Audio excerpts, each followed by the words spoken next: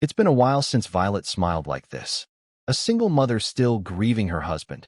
Tonight feels like the first time she's come up for air. Her sister watches over her young son back home, and before leaving, Violet leaves a firm reminder. The baby monitor's on, and the cameras are rolling. She's cautious. The restaurant is elegant, high up in the city skyline, a place called Palette. She's been chatting with Henry, a charming photographer who works for the mayor's office for 3 months, and tonight is supposed to be their first face-to-face. Her phone buzzes.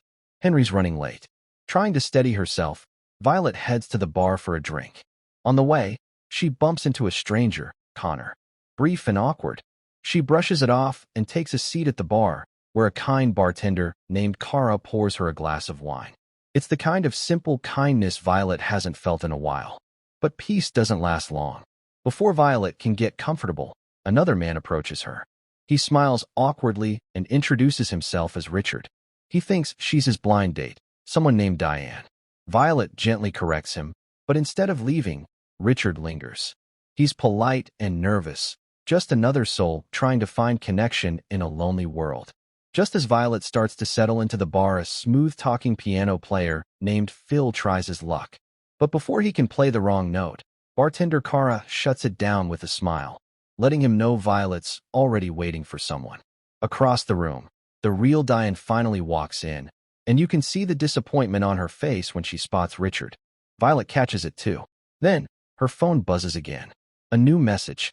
But this isn't a text, it's a meme. From a nearby sharing app called DG Drop. Violet looks up, scanning the restaurant, but nearly everyone is on their phones. And that's when Henry walks in. Tall, handsome, carrying a camera bag over his shoulder. He apologizes right away. Says he couldn't leave his gear in the car, too risky. Violet, trying to keep things light, lets him know she might keep her phone on the table. She's watching over her son through the monitor app. So far, everything feels normal, even thoughtful. Henry hands her a small gift, a hockey puck for Toby. The waiter, Matt, arrives soon after. A bit too eager, too theatrical, trying to turn drink orders into a one-man improv show.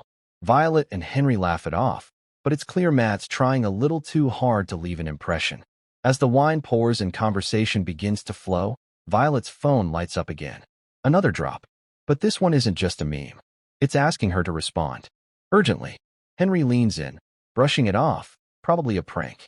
Maybe one of the kids at the prom table nearby. The next message uses Violet's name. She stiffens. This isn't random. Henry, trying to calm the mood, opens the app with her. He shows her how it works. It only lets people within 50 feet connect, which means whoever's sending these is inside this room. At first, Violet tries to brush off the creepy messages. Maybe it's just a prank gone too far. But then she is told to open her home security feed, and her heart stops. A masked man is standing in her living room, holding a gun, right where her son is. Before panic can set in, another drop appears on her phone. And if she tries to call for help, call 911, alert Henry, or even speak out of turn, her son dies. Violet bumps into Connor again, the guy from earlier. He's still glued to his phone. She mutters an apology, but her mind is spinning. Is he the sender?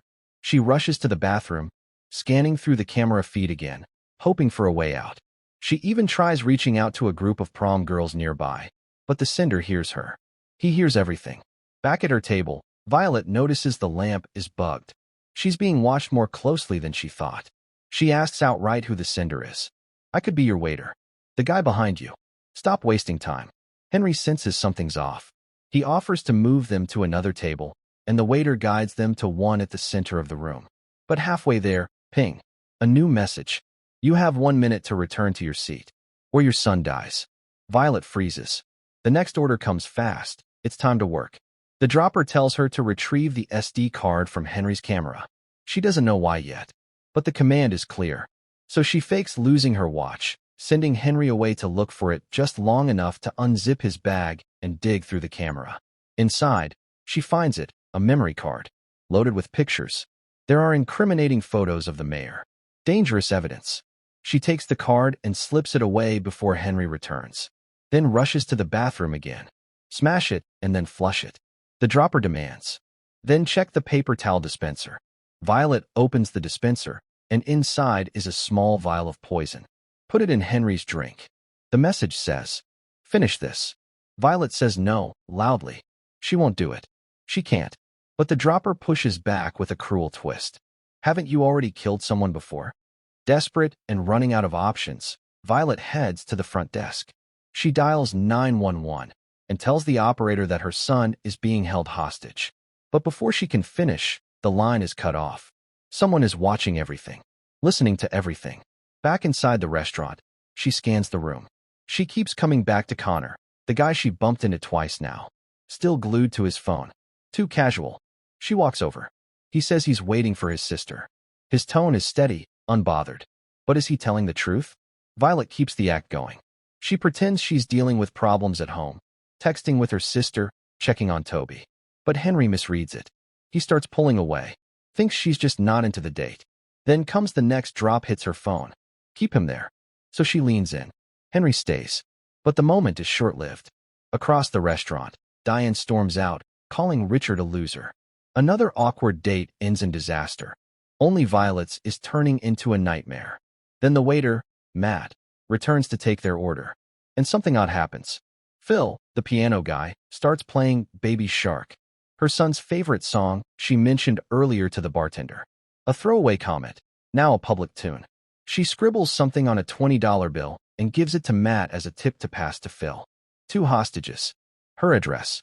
Phil reads it, stiffens, and makes his way to the bar. For a moment, it feels like this might actually work. But then he collapses. Poisoned. Another message hits Violet's screen. Bad move. Back on the security camera feed, her worst fear plays out in real time. The masked man attacks her sister and locks Toby in his room. Violet turns back to Henry and tries to reset the tone. "This whole date's been weird," she says with a shaky smile. Maybe if she pretends everything is fine, it will be. Henry laughs, agrees to a fresh start. She suggests doing tequila shots. As she walks to the bar, her bag slips, and her watch falls out. Henry notices. Something isn't adding up. Behind the counter, bartender Kara can feel it too. Something is off. She offers Violet a few comforting lines, trying to check in. But Violet deflects, shaky but focused. She gets the drinks and returns. Henry, now suspicious, mentions the watch. Violet fumbles for an excuse. She makes up some stories that he nods, but the trust is cracking. Acting like she forgot the limes, Henry goes to grab them at the bar. But Kara tells him, "Funny, she didn't ask for limes." Back at the table, Violet moves fast. She slips the poison into one of the shot glasses. She's trembling now. As Henry returns, he suggests a toast. Just before the drink touches his lips, Violet knocks over her wine glass, spilling red across his shirt. Henry jumps back, startled. That wasn't a smart move. Violet's eyes scan the room again, and there's Connor. She starts to move toward him when suddenly, a girl walks in. His real sister. Back at the bar, Kara approaches Violet, gently asking if she needs help getting away from Henry. But Violet shakes her head. "It's not Henry," she says. Her eyes narrow. "What do you know about Connor's sister?" Kara shrugs. "She comes in all the time, but she usually sits somewhere else." She nods toward another table, the one Richard has been sitting at all night, watching her, studying her, like she was the mark all along. Violet walks over, slowly. At first, she plays it nice, says she's sorry his date didn't work out. Richard smiles, but then slips. He says her name. Violet freezes. She never told him her name. Her blood runs cold. He's the sender all along. Richard leans in and pushes one of the tequila shots toward her. "Drink," but Violet plays along. Richard finally spills the truth. He works with the mayor, the same corrupt circle Henry has been gathering evidence on. Phil, the piano player? He was silenced. Henry? A rat. Violet? The perfect scapegoat, a grieving widow caught poisoning her date. The story writes itself. Henry returns just in time. Richard forces Violet to hand him the tequila, the one he thinks is laced. Henry downs it. Then he walks away. Richard smirks, confident and triumphant. He dials the masked man, tells him to let them go. But then, Violet speaks. She tells a story about her late husband, about grief, strength, and intuition. And then she hits him with the twist. "I never poisoned Henry's drink. I slipped it into the dessert." Richard's face falls.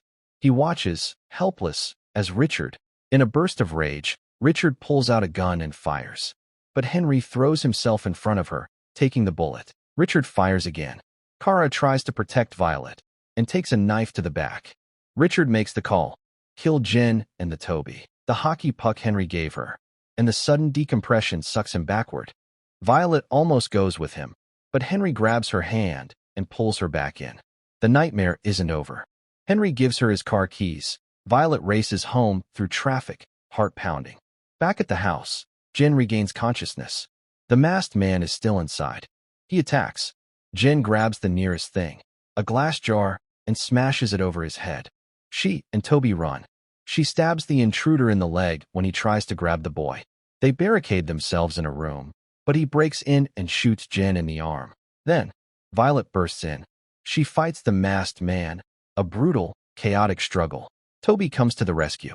With his toy car, he pushes the gun within Violet's reach. She grabs it and fires. It's over. The mayor's office crumbles. Arrests. Indictments. Justice. In the hospital, Violet visits Henry. Then, her phone buzzes. A drop. But it's just Jen, messing with her from down the hall. Violet turns to Henry. Would you consider a boring second date? Henry smiles. I'd love nothing more than that. Thanks for watching.